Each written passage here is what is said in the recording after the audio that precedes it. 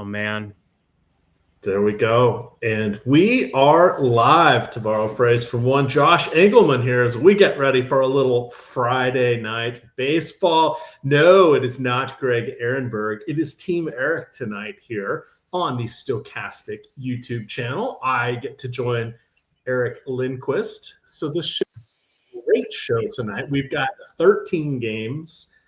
Which is pretty exciting. 14 if you're playing on Yahoo. They're reaching forward for that 640 game there. But otherwise, we are locked, loaded, ready to go. Eric, how have you been? I've been great. Obviously, I've given you some crap on some shows recently. I'm sorry. I didn't know that this was going to happen to me, or I would have been kind the whole time. Yeah, way to use the mic. You can use a mute button, though. Way to go. Mr. Technology savvy old man over there. So that's exciting. You got the Depends on, you're ready to rock, you're ready to roll. We're going to do the thing. We can do a whole hour interrupted without having to go to the bathroom. I've got those special NASA Depends, so I should be good. You don't have to even leave your seat. This is perfect. Yeah, I'll be here through Monday. Good times. Oh, speaking of which, holy cow, what a game last night. Not much of a game, but hard to believe that the Pacers just controlled the whole darn thing. I'm excited. I mean, I'm going to get together with the boys and watch Game 7. I mean, there's nothing better than having some beers on a Sunday night, school night, having to tighten it up. But it's going to be an awesome festivity. I don't think anybody expected that really to go 7 games outside of the state of Indiana, but I'm excited for it, Emac.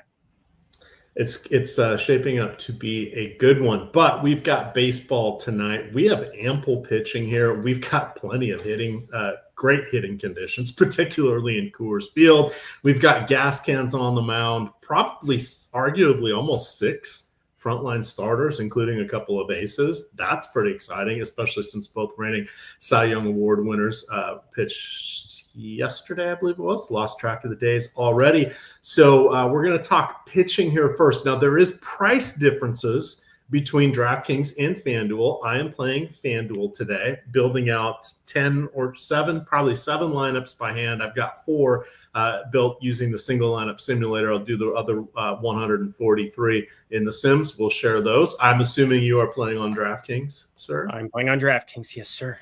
Excellent. And I've got my one lineup on the secret side over there on Yahoo. But let's take a look here. We'll let DraftKings guide us because 2 pitchers provides extra decision-making points. Up at the top here, your boy, Hunter Brown, 11,200. That may be out of price, out of our range here if you want to play a lot of Coors Field, if you want to go to West Sacramento, etc. here. How are you feeling about Hunter Brown and that lofty salary? I think it's pretty doable today. Again, we have Coors Field on the slate, but there's Arcia, Vargas, Toglia, Herrera, Ritter. Those are all guys that I just listed off in Coors that are sub 3,500. I know it's back half of the lineup, but Ryan McMahon against Zach Gallen is 3,900. He is your cash game third baseman. I don't think it's remotely close between him and Suarez, who you're clicking on for cash. You've got a lot of these interesting pieces against Gomber on the Arizona side, but there's enough cheapies that I don't find it all that cost prohibitive to go up to him. But I think the main thing is the lineup that we got from the Orioles is dog doo-doo. It's a very, very bad, watered down, horrible, terrible, no good, very bad lineup. And I'm okay with it because I bet last night Yankees -1.5. I thought we would have a chance. I basically said on my video last night, I'm I think there's a chance a lot of these good lefties end up sitting. And that's kind of what we got. Kowser's moved up to the 5 hole. He's been, quote unquote, what the kids like to call hot. You get a lot of righties up there, but man, it's a watered down lineup when you don't see O'Hearn and Holiday and Gunnar Henderson, especially at shortstop, as opposed to Luis Vasquez. What are we actually doing here? So it definitely looks much better for Max Fried than what I was anticipating. And so now it becomes this push and pull of a 10K Max Fried with Coors Field on the slate and Hunter Brown 1,200 more. I have to side with Max Fried, but the field is as well. And I think Hunter Brown has the higher ceiling when you just take into account all of the righties that are going to show up in that Angels lineup. And Hunter Brown, I don't know if you've looked at his numbers against righties, Emac. They're pretty good. They are not just pretty good; they are very good here. Yeah. So you've got, and he's going to be your ace on FanDuel, because on FanDuel here, he's not much more expensive than anybody else. He's only 200 away from Fried, 100 away from Wheeler. So that's quite the dichotomy here, particularly from Fried, with the 10% premium going on his salary there. So that makes a big difference. I was trying to get the stream up here, but I'll drop that in chat. I just dropped the free Spotlight Pitchers top stacks article. I had Fried as the top pitcher. The perfect lineup video, which is a collaboration between Josh Engelman and Dave Loughran, which is going to be put forth on weekdays, is out there. Lofty is recommending pitchers. Josh has been on fire recommending hitters. Turns out they went with the double dip on the Yankees, as I did. So we get a little confirmation there, which is fun, and it gets to go against Coors Field, which is not quite as overrepresented as I thought it would be. We'll talk more about that later in the triumphs and tribulations and tentativeness, the tenuous nature of trying to project stack ownership in the world of Sims. It's getting tougher and tougher because the markets react so quickly to any little edge, and then it creates edges elsewhere that don't get captured. But in any event, we've circled through the top two pitchers here. Does that mean Zack Wheeler is number three, at least number three talent-wise, or in the top three? Maybe number one? I mean, talent-wise, I mean, he's ridiculous, and I think you'd still have to put him above Hunter Brown with what he's done in his career. I mean, Hunter Brown's still getting rocking, but I think what we've seen this year, I'll definitely take the sub 2.5 xFIP guy facing an entire group of righties, as opposed to Wheeler facing the Mets that I feel pretty good about having 100% yesterday of Spencer Strider. Talked through that one. 8 strikeouts for him.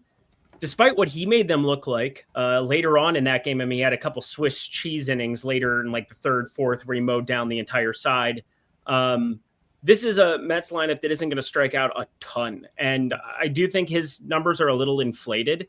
Nothing really bettable at the moment. But when I go from a DFS perspective, I mean, is his ownership right now, like, would I rather play a chalkier Max Fried? Yes. Would I rather play a higher upside Hunter Brown? Absolutely. But maybe we see it get squeezed sub 10%.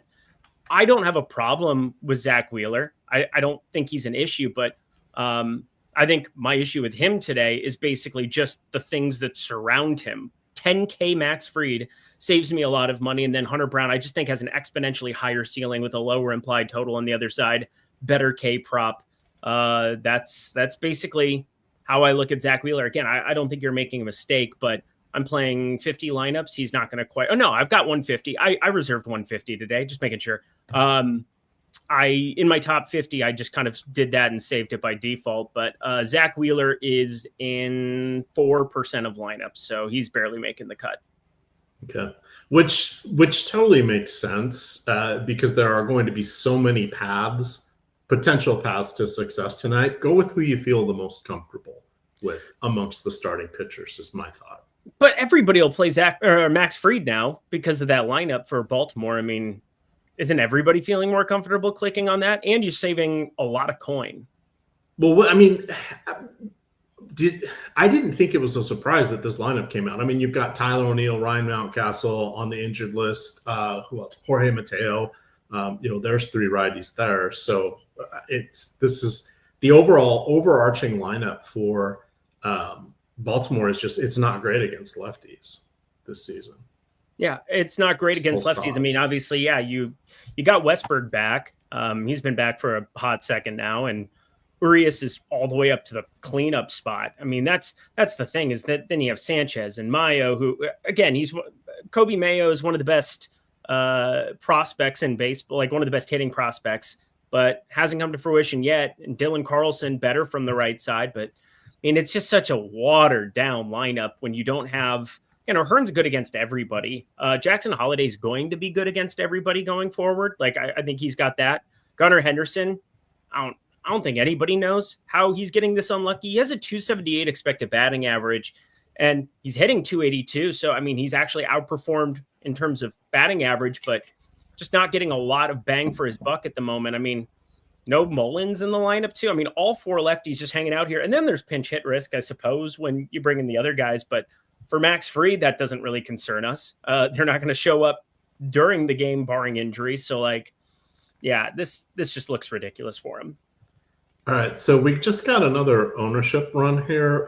Joe Ryan has popped up to be the most popular pitcher on FanDuel. He is number 2 on DraftKings. Fried has slipped. He was around 25%. He's down to 22.3%.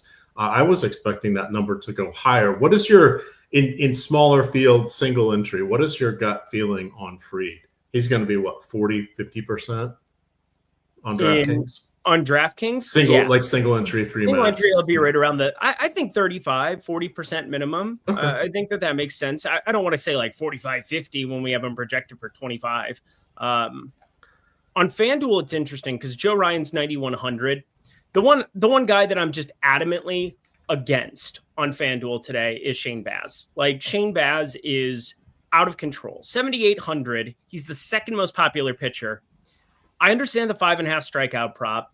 I understand, that there's the market isn't like bullish. I mean, he's plus money over 2.5 earned runs, but like, I look at a lot of lefties there for Detroit. I might have to end up firing Kerry Carpenter and Riley Green when it's all said and done. We still have over an hour and change there. There was some weather that I was paying attention to in that one. It looks like it's all right in your area, but I think, there's this surrounding rain across the entire stadium here at the moment. So didn't want to better say anything there, but man, Shane Baz is popular on FanDuel. I'm so against that number when you've got Brown and Fried. And then Wheeler, I think, is actually a really interesting guy for FanDuel purposes, purely because if you do see issues for Brown, Fried, they're in the identical price structure. And so, like, everybody will flock towards Brown and Fried there, and you could end up seeing Wheeler really squeezed. Whereas on DK, it's kind of like a no man's land at 10-8. I don't feel like you're missing out on a whole lot because I don't see 9-10 strikeouts coming Zack Wheeler's direction today. But on FanDuel, I think that there's definitely some equity in going there if you're going to get Brown and Fried moving up into double digits, which I think is very live to happen. All right. News God, Ron is in chat here. He's wondering if there's going to be the Dong of the Day song. Well, I believe we're going to need some likes before Eric gets serenaded by the Dong of the Day song. So that is something that, what do we set the number? 125 feels about right. 150. Maybe 150. Okay. Yeah, we've got 500 plus people hanging out here in chatting some Friday baseball. We got a lot going on. So, yeah, 150, and then Emac will go into his something. That's just tease, just the tip for the moment. Dong of the Day, worst segment of all time. Yeah, I'm probably there with you, but you know what? It's now happened, and Duke did not like that. Oh, okay, that's a bad segment too. That was a very bad segment. These are not good things. Anytime we can get that on there, we've got to take our chances. Where you don't have to take your chance with the 7-day free trial there of Portfolio EV. Promo code and link in the YouTube description below us here. If you have not used it yet, anybody can get a 7-day free trial over at Portfolio EV. Breaking down all the fun WNBA props are there. We take a top-down market-based approach, which allows us to take advantage, pitting the books against each other and finding the best values. That includes the social sites. It also supports recommendations for the pick'em sites via a separate tool that is attached, and it'll even build out parlays for you. And the vast majority of sports books, it just automatically will upload the wagers, and then you go type in the amounts you want to put on them. Boom, easy to go. I was able to do that within 2 clicks. I can do that over on Hard Rock. So easy, even I can do it. That's Portfolio EV. All right, say bad things about Mr. Ryan. You hate all Minnesota pitchers. Oh, yeah, I do. They all just drive me nuts, but I don't have anything bad to say. Joe Ryan has surpassed my expectations this season. So there's that. It's nice to have the wind blowing in because my folks are at the game tonight and they wanted to let me know how hot and humid it was and how miserable they were outside today. So it's starting to get up there. It's mid 80s. It's, mid 70% humidity, like mid 70s 98% humidity. Doesn't look great for pitching, but at least the wind's blowing in there. And that's the one saving grace of it, coming right off of Kirby Puckett Gate 34. Real ones know what I'm talking about. And it creates an opportunity, I think, for him to just continually survive. I mean, one of my favorite tournament plays, let me double check on FanDuel where he is at currently, because he's 8,500, 1%. Jacob Misiorowski has a 4.5K prop juiced pretty heavily towards the over. And let me just tell you, if you did not see his first start, you missed out. He could have had 8, 9, 10 strikeouts. He was getting squeezed like a young, it's his first start. So I get it. He doesn't have the respect of an ump, and we're still living in a robot world. I don't have a ton on DK right now, but I am over the field. And on FanDuel, this is just a dude who, could not have impressed me more. He throws at 102, 103 with sink on it as a starting pitcher, and was a little dinged up after that first one. I haven't been that impressed with just pure stuff in a first outing that I watched. And I saw the grades on FanGraphs, and I talked about it from a betting perspective, and I bet the over 4.5 strikeouts, but I didn't think he was that good. I love Jacob Misiorowski for tournaments. I just don't know how much I can actually get to on DK, because now Max Fried went from somebody that I was going to have like borderline very little of to like kind of a major priority. All right. See, Bossboro in chat there is asking, how many pitches do we think Spencer Turnbull will go for? So he is getting the start tonight. He wasn't signed until early May. The Toronto Blue Jays picked him up. He pitched in their low minors to start building up his arm. In his last 2 appearances at the major league level, he has gone 2 innings in 2.1 innings, throwing 29 and 51 pitches.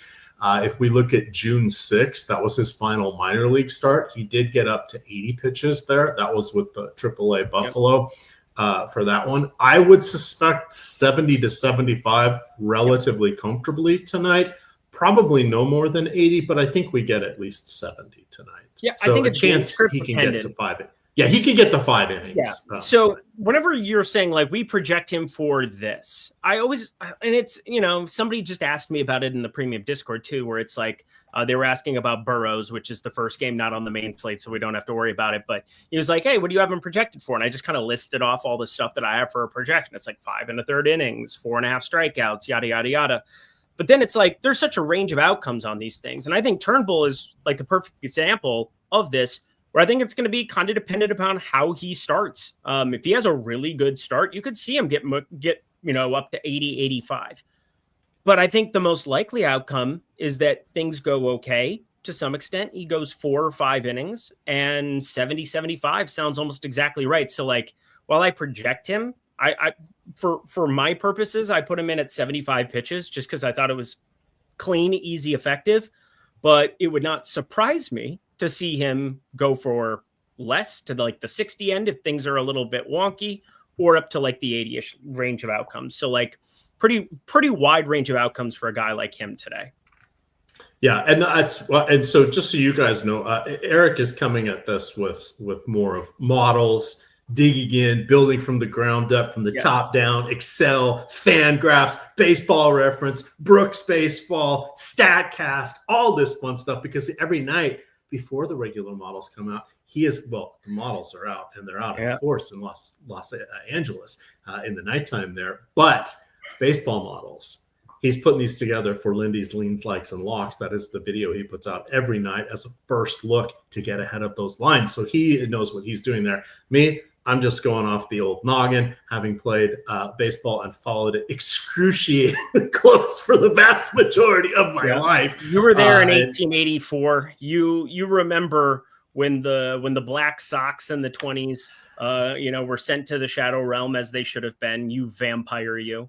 Yeah, it was one of those things. But see, you guys, if you haven't signed up, this is our link join promo. This link is in the YouTube description. I will drop it into chat as well. If you sign up through the link button that is on next to any of these operators here. If you're not already a member, not only do you get their initial sign-up bonus, we will give you 30 days of Stokastic single sport sims if you meet these requirements here listed above.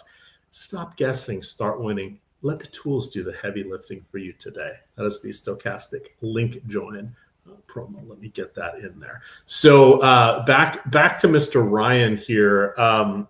Why is he popping up so much? Was it a bad lineup that came out for Milwaukee?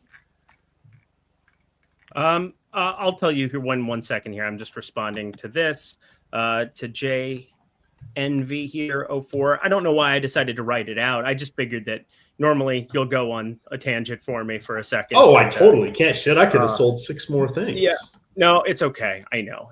But we've got a weird lineup for the Brewers to some extent. I mean, obviously they hate Jake Bauers. I don't know why Jake Bauers isn't in the lineup against righties every single day, but that appears to not be the case ever. We also, there was also one other thing that I had made note of. There's no, well, Sal Frelick leading off is a tiny bit weird. Why is Bryce Trang back? He's been leading off against righties nonstop now. Bryce Trang's up higher in the order. He was at the 7 hole here pretty routinely, which makes no sense because Isaac Collins has been wrecking baseballs lately too.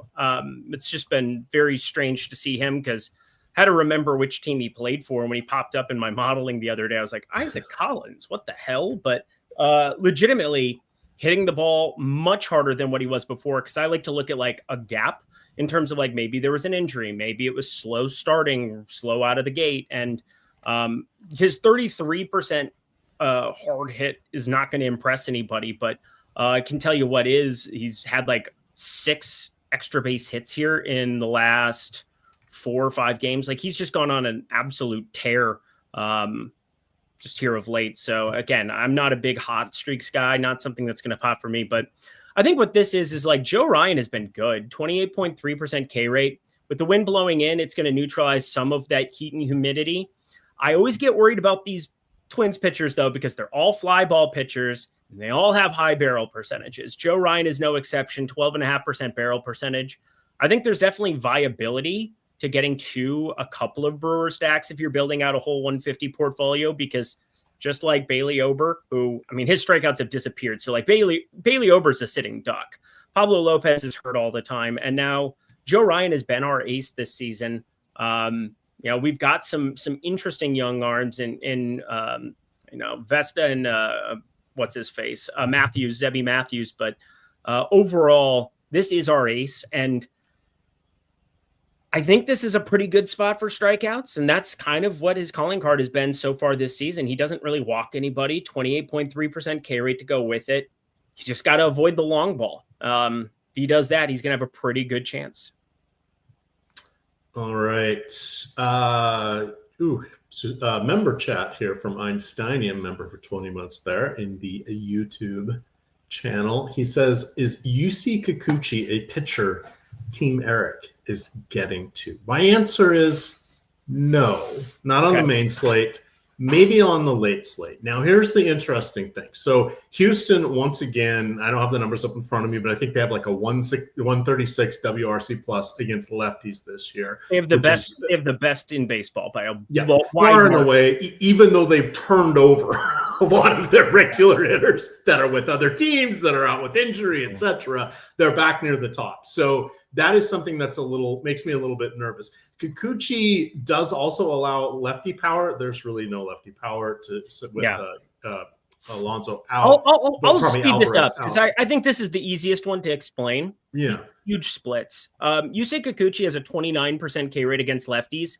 He has a sub 20% K rate against righties. He walks 14% of righties. He has a 4.92 xFIP against righties. And whatever you're dealing with Houston or whenever you're dealing, I can't remember the other team that I always say this about, but there's just no lefties to be found. There's not a fucking lefty on the roster. There you go. Their team on the other side. Like there's not any lefties that you have to worry about. So I basically just took all of his splits, copy pasted them in an Excel sheet. And it's like, Yusei Kikuchi does not look good. So while he has strikeout stuff, he needs a lefty or two that at least in that lineup to really look good. He does not look good today whatsoever to me. His surface numbers look good. It's a bit of a mirage. And old dog, new tricks, not really happening. There you go. With That's him. a good way to He describe it. Tends to live on the edge with power. Warning track fly balls, the Marine Lair, pitching in Seattle, now in Anaheim. That's helpful for him, but it's be careful on that one. Speaking of lefties living on the edge, Clayton Kershaw, no longer Clayton effing Kershaw, multi-time Cy Young Award winner, but he has looked pretty good the last few days. He's the one I have the biggest issue figuring out what I want to do with today, because I don't know what to buy into the last two starts. They've been so good, and he was so bad before it. And again, it's I don't want to call it old man playing Y ball, but like that's what it feels like to me sometimes with some of these pitchers where there's just enough juice in the tank still. And for a guy like Clayton Kershaw, he really has never done it with velocity. He's done it with a curveball. His entire career has been predicated on just setting up the slider curveball. Like if you can do that, he's going to get swing and miss. Tigers Rays delayed for inclement weather. Of course it is. Just love that game environment from a betting perspective. Don't worry too much about that. I'm literally 30 miles south. Now the weather pattern can change 2 miles away from you. It has been thunder and lightning for most of the afternoon here. Okay. It hasn't rained yet where I am, but it's pouring like 6 miles away. It's pouring. So this is going to be very localized storms. Gotcha. It'll clear out around 7:30 or 8. Once it gets a little bit more cooler, they shouldn't have any problem getting the game in. And since Tampa's controlling it, I don't think they're not going to run Baz out there unless they know that there's a good chance of a window, which there should be, barring unforeseen pop-up or reconstituted cloud issues. Let's get to the stacks. We have 38 more minutes of our show. We have forever. And obviously this is an important one. Justin Verlander placed on the paternity list. I feel like that's a humble brag. Like, I feel like that's a little bit like they don't need to announce that.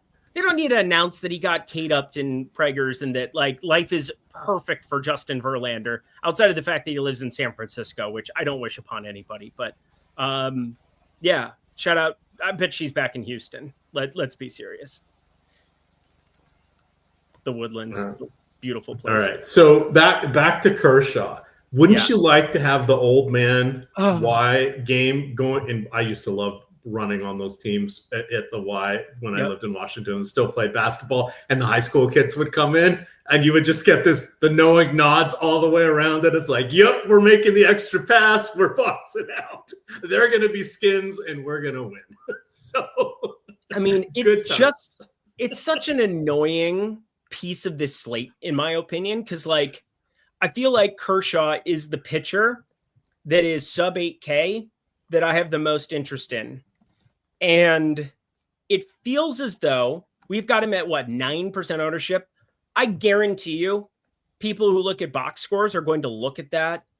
He's probably going to get clicked on more. Like, I find it very strange that like we've got Tanner Bybee pulling more ownership at 7K. I have far less interest in Tanner Bybee based on what we know about him and facing this Athletics team. I mean, I've bet Nick Kurtz and Lawrence Butler already across the board on just about everything. And I do not like Tanner Bybee at that ownership, but are you playing Clayton Kershaw? Because he's actually like the one guy I'm thinking about rolling along with Max Fried in single entry. And I just feel like a fish doing it. It just feels ridiculous.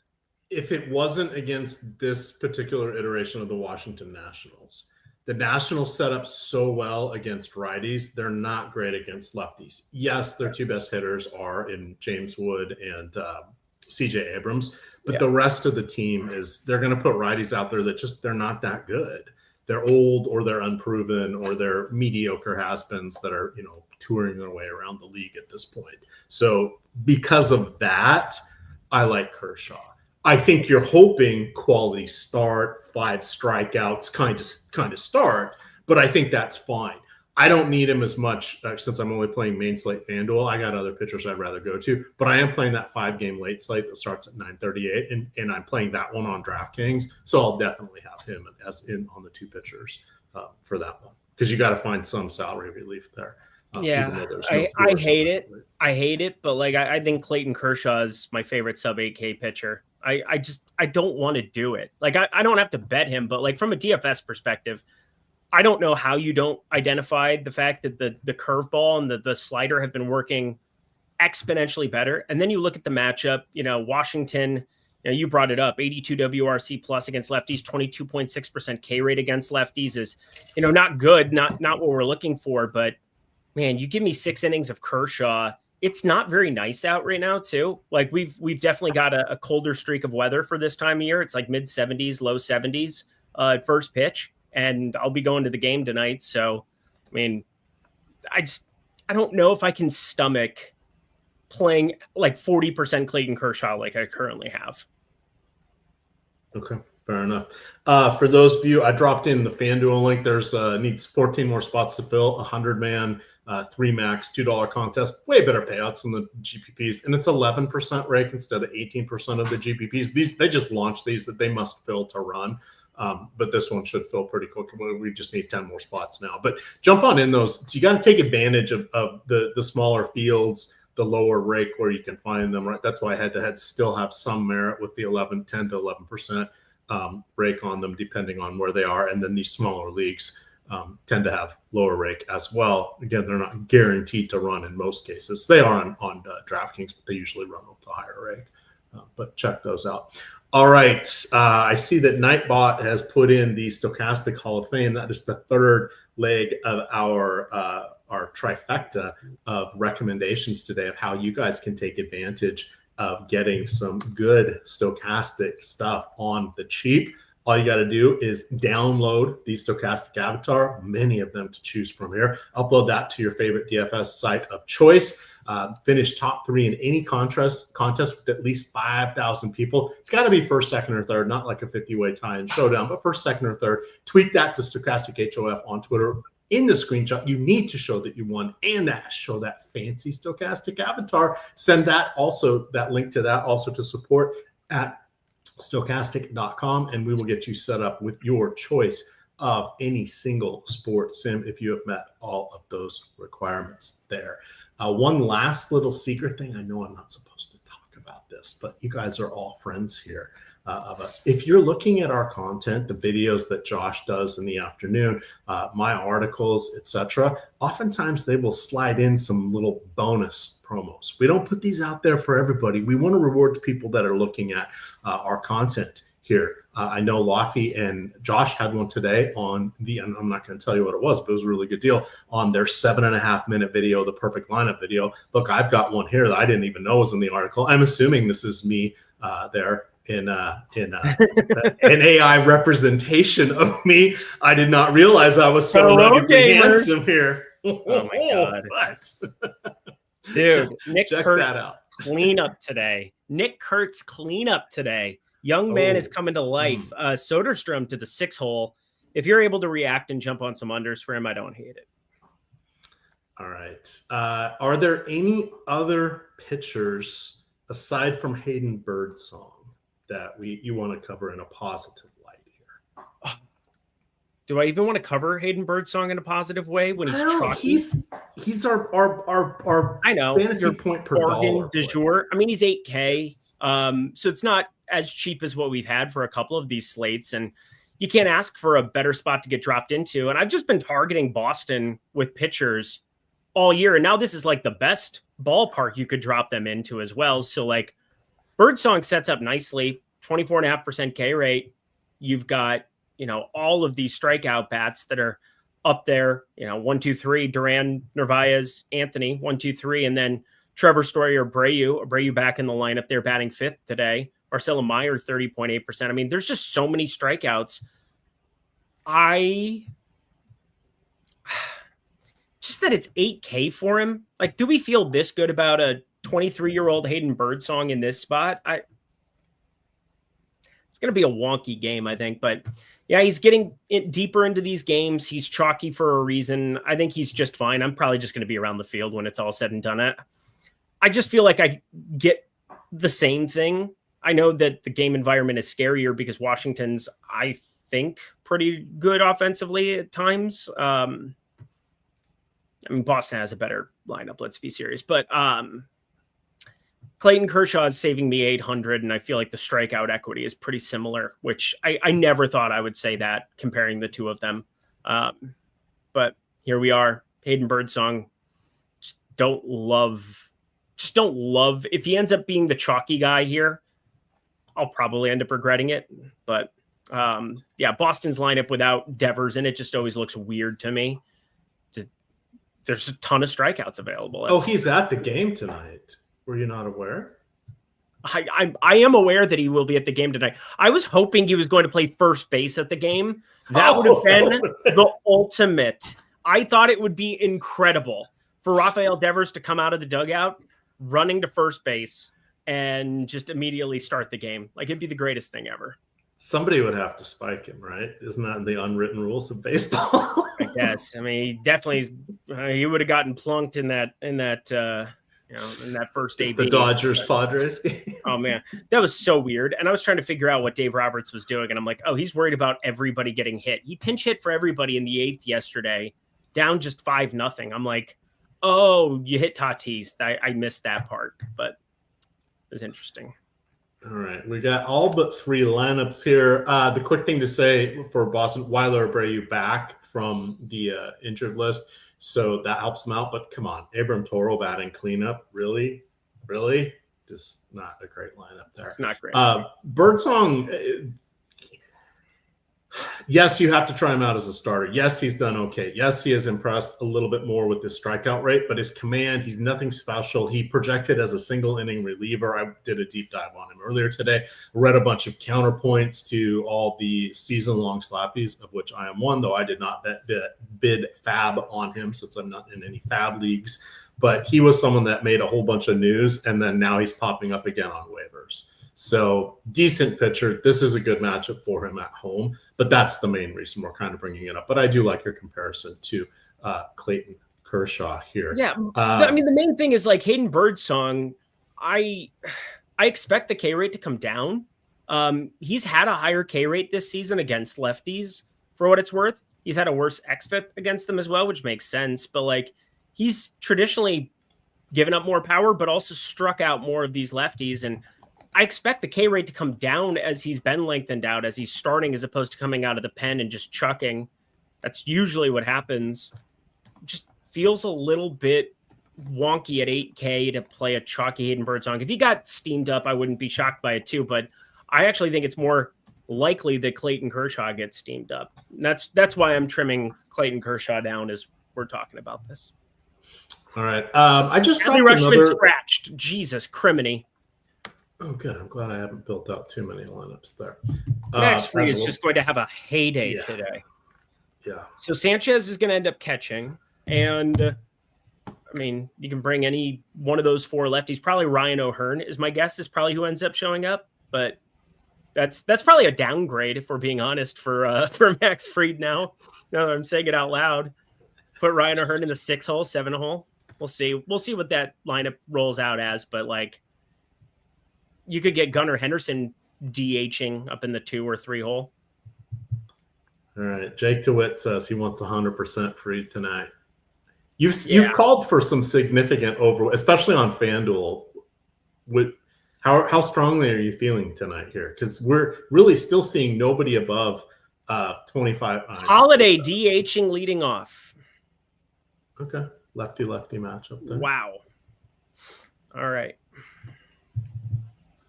Interesting. That is not the guy I expected to show up. Because, we had Sanchez was catching, I think, no matter what today, right?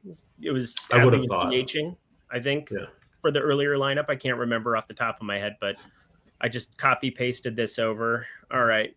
Westberg moves down. Laureano stays the same. Everything else stays the same. It's basically just Westberg moves to the 2 hole, Holiday leading off. All right.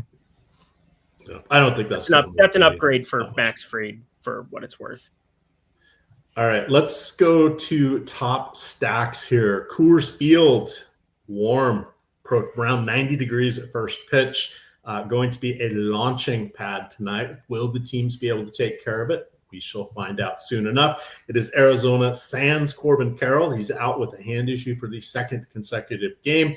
They are putting forth Zach Gallen on the mound here. Gallen has had some pretty serious issues. I think 6 of his last 8, going from memory, 6 of his last 8 starts, he's allowed 4 or more runs. He has been hittable. Look to the lefties there. At the top of the show, Eric mentioned that Ryan McMahon, probably your cash game third baseman there. What do you like from both sides of this? I will just turn this one over to you. We got 25 minutes till lock. We'll start with Arizona. They're still underowned, in my opinion. Austin Gomber is, as you said before, it's a bit of a launching pad today. Southpaw coming in there. No Corbin Carroll, who got hit on the hand and obviously is still recovering from that. Nothing was broken. Thank God for that. But Austin Gomber is just attackable beyond attackable. And I'm trying to grab all of my stuff on him because everything you look at for it just screams stack up Arizona. Lourdes Gurriel moves up to the 3-hole. Nobody's crazy expensive in this lineup either. I mean, Ketel Marte, everybody's still pretty doable.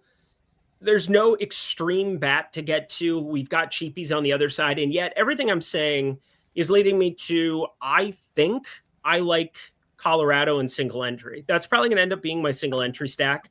They get to have the same exact game environment. And then if you like the expensive pitchers, if you want to play, as you said before, 100% max freight, if you want to play, Hunter Brown today, you can stack up both of those guys along with the Colorado stack. And it is very, very doable. Now we have them a little bit overowned in the tools for what it's worth, but I don't think you can really understate how much better Michael Toglia might be coming back after working some stuff out in AAA. He was just a AAA dynamo last year. And then this year, obviously got sent down early with the strikeout issue, 38% K rate on the year. It looks like he's worked out some of those issues. He's batting 5th today. And if that's the case, I like Beck. Hunter Goodman is actually like legit very good at baseball. Ryan McMahon, I think we all knew, was pretty good at baseball, had a rough start to his season. Strikeouts were up, but he started to figure it out. I think 1 through 7. I mean, Arcia sub 3K works out in lineups really well. Colorado is currently these are my 2 highest owned stacks on the day. We're talking as good of a game environment as we've seen in Coors Field for some time. And I don't mind the Yankees. Again, the Yankees make some sense, but they are not cost prohibitive. They are far more expensive than anything you were looking at on the Arizona, Colorado side. So I will be very, very much a chalk donkey today playing Coors Field. All right. I would push back a tiny bit on the Yankees cost. Yes, Aaron Judge, rightfully so, priced like he's in Coors Field, 6,000 or whatever it is on DraftKings. Yeah. Who was the other one? Jazz Chisholm was also the guy that was up there. But if you look at Giancarlo Stanton. Oh my God, I can't stand him. I remember when he was called Mike and he was playing way back in the day. Oh my God. He is back in our lives, and cheap is the key thing there. And then you also have Grisham is pretty cheap. So, and Volpe's not too expensive. So there are ways to get to the Yankees. It's not quite as prohibitive as first blush, other than Aaron Judge, who is definitely super spendy on that one. Shigano is obviously he's a rookie, even though he's 34, 35, came over from the Japanese league. Does not have strikeout stuff, does not have swinging strikeout stuff, survives with the ground balls and trying to induce a fair amount of weak contact, but that's just not going to play well against the lineup of the Yankees. So he could be in a little bit of trouble. Baltimore bullpen is actually okay, and they weren't too overworked, so that's another thing to consider as well. But the Yankees are coming in as a decent stack here. After those top 3, Cleveland is sort of interesting going against Jeffrey Springs. They get to play in West Sacramento, a little cooler today than what it was the last few in Sutter Health Park. Springs, late blooming pitcher, blew out his knee 3 years ago, Tommy John 2 years ago. Now he's in his early 30s, so his window to potentially have a nice a nice resurgence career is kind of by the wayside. But he, is getting a turn in the rotation every 5 days because the Athletics are pretty desperate for pitching. He is better than Jacob Lopez, who we saw yesterday, but not by much. So Cleveland's kind of interesting. How much of a pinch hit risk is Fry tonight? Big pinch hit risk. So the first thing I always do with guys like him, and now we don't have to think about Rowdy Tellez. He got designated for assignment today, which is kind of wild. He just stole the base. Mariner first baseman are a thing, I tell you. You know. Well, they're also great. I mean, he had like over a 200 ISO against righties, and they let him go because he's still a wins above replacement guy. I looked it up today. He was like negative 0.4 defensively. Luke Raley's back, so that helps. That's exactly why. So Luke Raley gets back, and he's just superior. You can play him in the outfield. You can play him at first. He's a better hitter overall than Tellez, but I just wanted to point out that it was sad to see Rowdy Tellez, Pittsburgh's finest from last year, and then made me some good money in Seattle there this year. Bummer to see him go. But David Fry, whenever you are looking at it, you just got to think, all right, Kyle Manzardo not in the lineup. What do the A's have coming in after yesterday? They've had a lot of like extra inning games. And so it's like, oh, well, what are the lefties that we have available? None of them pitched yesterday. And that was the first thing that I noticed where it's like, they can roll those guys out. But then you still have Tyler Ferguson didn't pitch yesterday. Anthony Maldonado didn't pitch yesterday. I got to imagine that they can do whatever they want in terms of the platoon and figuring it out there. You had Mason Miller blow another save yesterday. Michael Kelly, I think he's available. He's only pitched one of the last 4 days. Who's kind of their main setup guy, has been their best reliever for what it's worth the entire season. Much better than Mason Miller and going through his struggles. But I do think there is massive pinch hit risk. So if you're playing Cleveland stacks, I don't think you remove David Fry entirely. But if there's a righty that comes in, which is very, very likely with how these lineups are constructed, you're going to see Kyle Manzardo pinch hit for him, and you're going to be sad. All right. Fistula poop. That's a user in chat, not a thing. Well, I mean, it is a medical condition as well, or I guess a byproduct, some would say. Thank you, EMAC. All right. Last plug here as we are 18 minutes out. I want to remind everybody, Chris Baggs does a great show Tuesdays and Thursdays covering NFL best ball here at 3:00 on the Stokastic YouTube channel. You guys definitely need to check that out. He breaks down all of his picks, gives you thoughts on all of the situations as they come into play for him. He does that on DraftKings, which is giving you a couple fun deals as well. So check that out. How do you feel about the Cowboys now that Pickens is the number one receiver there, right? Isn't it Pickens? Yeah, Pickens better than Lamb. Okay, yeah. Then who? Said better than Lamb. Yeah, okay. That you weren't supposed to say it that way. I know. I had to say it again, but I realized how dumb this bit was, and I didn't enjoy it. And did you enjoy it? Do you feel better now? No, I feel worse. Worse. Yeah, Fumbled George the bag. Be careful what you wish for. Although, I mean, defensively, I don't think the Cowboys really have a whole hell of a lot compared to what other people did. It just doesn't look all that good. But yeah, be careful what you wish for. You are going to be yelling at Dak Prescott within the first 3 weeks, guaranteed. Still fantasy goodness to be had. That's what powers Jerry World. All right, other stacks. We kind of hinted around Cleveland. They look good. You got switch hitters, Carlos Santana, always smooth. I can't make that joke for much longer because I don't know how much longer he's going to be in the league. Jose Ramirez, one of the best hitters, both from the right and left side of the plate. This is a good team all around here. What else do you have for stacks? And then we can talk about Clintwood's super chat there. Let's talk about my favorite tournament stack on the board. Do you have a single entry stack for? So I'm playing Colorado in single entry, but I think I like this one more for large field than single entry as it is. And it feels as though the Sims tool is in agreement with me. I'm obsessed with St. Louis today. Brady Singer is not very good. He's working late. He's Brady Singer. 11.2% barrel percentage, 355 xWOBA, 16-degree launch angle, and the weather. I brought this up last night on Lindy's Leans, Likes, and Locks, so you probably already know. It's hot. It's humid. Winds blowing out to left field, and this is the first look we've really had at St. Louis with this kind of a game environment all season long. And for those who don't know, Ivan Herrera also is out. He ended up going on the IL. And so it removes a hitter that I really, really like. But it gets you 2,900 Pedro Pages, and the rest of the lineup all moves up, where Sagasi's like 2,700 with second base, third base eligibility. You've got Nolan Gorman batting cleanup at 3,100. You've got Lars Nootbaar, 3,600. Alec Burleson, 3,400. Walker in the lineup, 3K. This is such a cheap stack.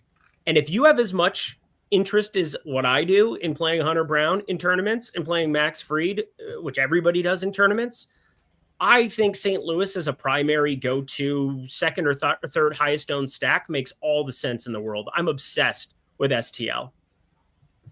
Interesting. I was not expecting you to go that particular. But here's the thing. So this is a great point that they're bringing up again. Jake DeWitt. Problem with STL is they have two and shortstop. The nice thing, though, is that there's at least some multi-positional eligibility that exists. Like Donovan and Gorman, it sucks that you can only play one of them. On FanDuel, you could play both because of the flex, and you know what I'm saying. And Sagasi at shortstop, yeah, you've got that, and you've got Win. It is what it is, and we're talking about 5 hitters within the top 5.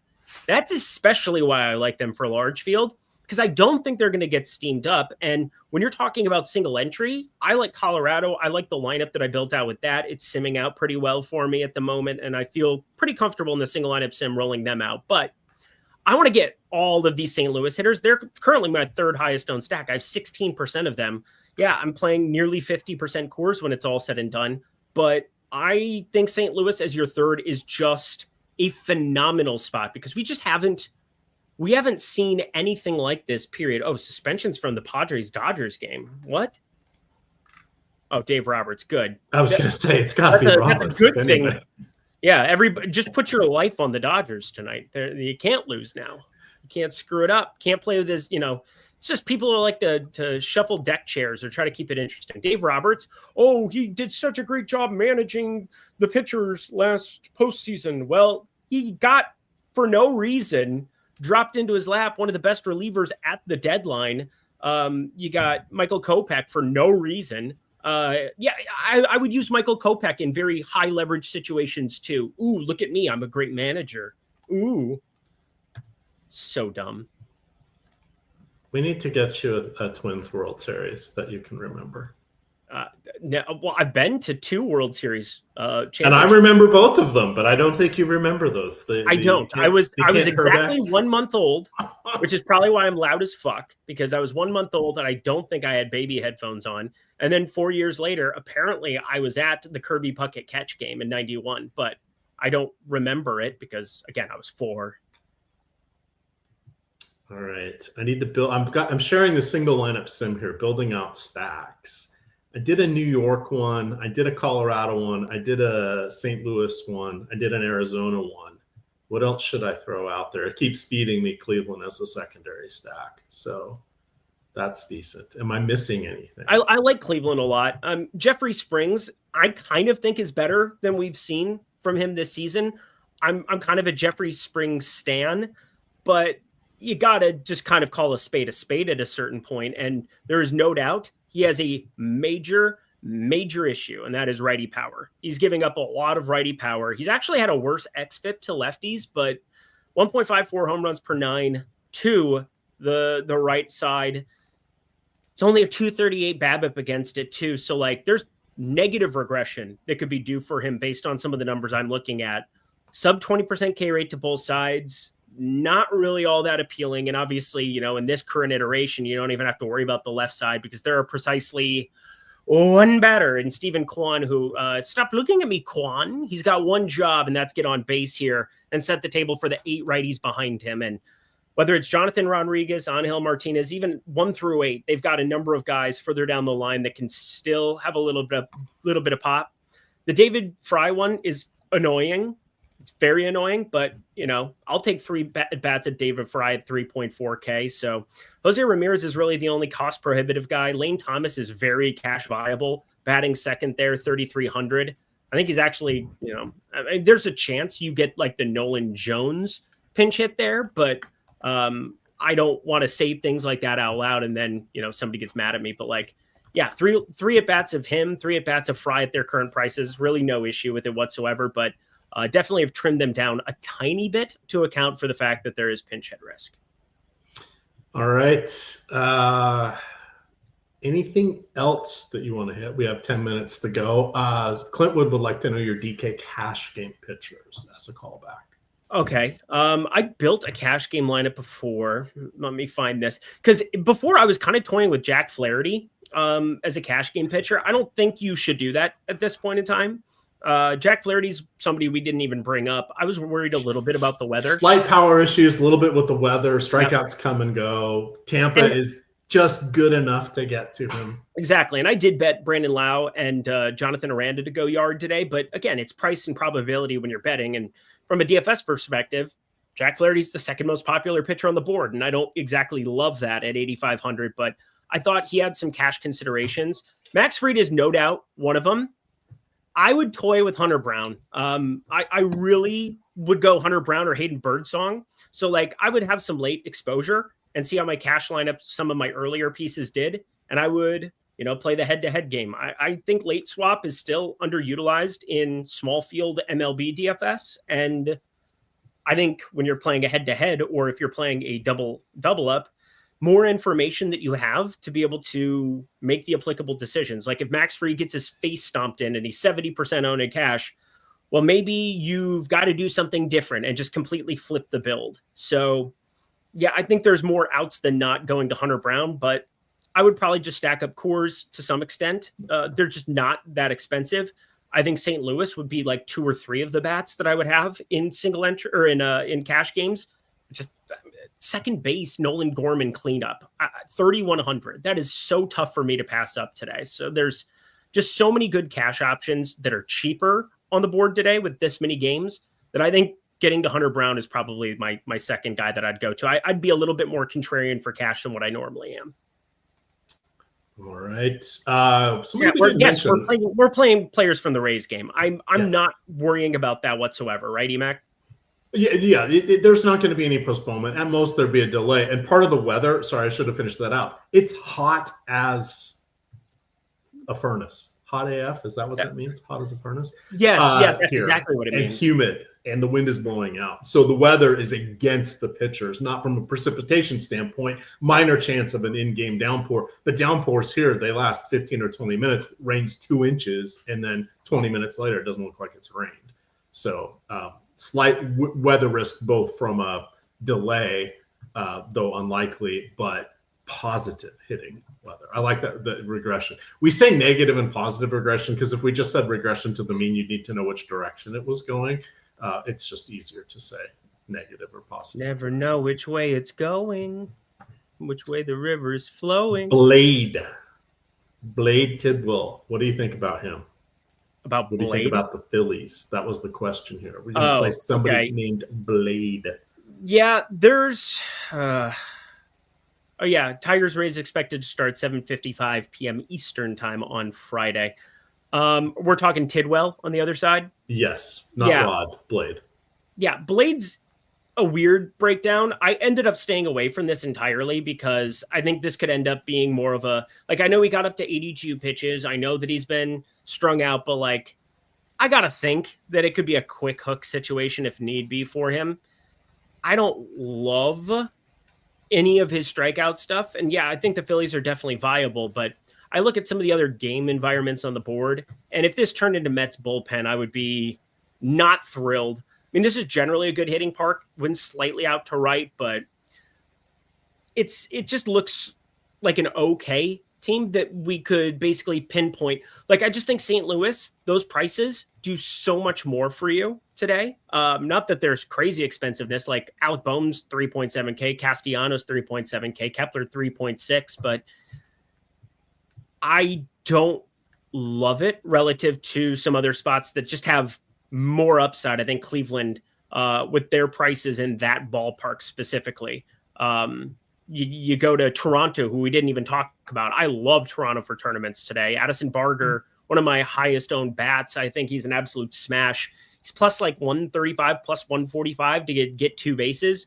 That is an auto bet. Already bet that one against Grant Taylor. I don't love the first matchup against Grant Taylor, but anything coming out of the pen for the White Sox the rest of that game is not pretty with Davis Martin now on the IL. they're just going to have to eat that game no matter what. And it could get really, really fun in the middle section of it. Might be a really nice live betting opportunity for some of those as well. Mets bullpen got 8 up against the Braves. Yeah, no, there were a lot of things that were not good against the Braves, but I also value the Braves hitters more. I know it hasn't been the easiest road for them this season, but I don't love trying to like pinpoint somebody like a 23, 24-year-old who I think is going to have a shorter hook. And then you get to some of these middle relievers and they can change the platoon on a couple of dudes. Like it can get really wonky there. I suppose it's okay, but yeah, not my favorite spot on the board, even though the implied total would say otherwise. How many likes do we have? Not enough. Did we get 138? All right. Not quite 150. We got to get to 150 if we're going to hear the dulcet tones of your old pal here. News guy, start threatening people here. Yeah, just everybody hit the like button like 1 second, and then you can start singing. There it is. Done. 150. We got it? Yep. Already All updated right. for me. Well, I mean, Go ahead. In that case, it's time for the Dong of the Day. Dong of the Day. Yeah, Dong of the Day. Chris Spags with his hand up, puppet Lindquist's ass, and a dong coming out of Eric's actual mouth. Dong of the Day. Cha-cha-cha. The cha-cha-cha is too much.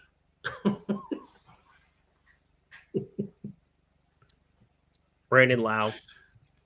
Ooh. Nice. Or Lourdes Gurriel, but I feel like even though I've made it pretty known, I'll go Nolan Gorman.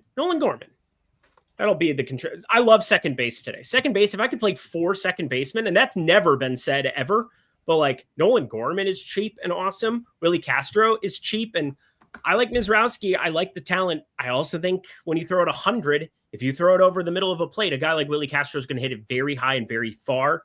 I love, what's the other guy that I even just said?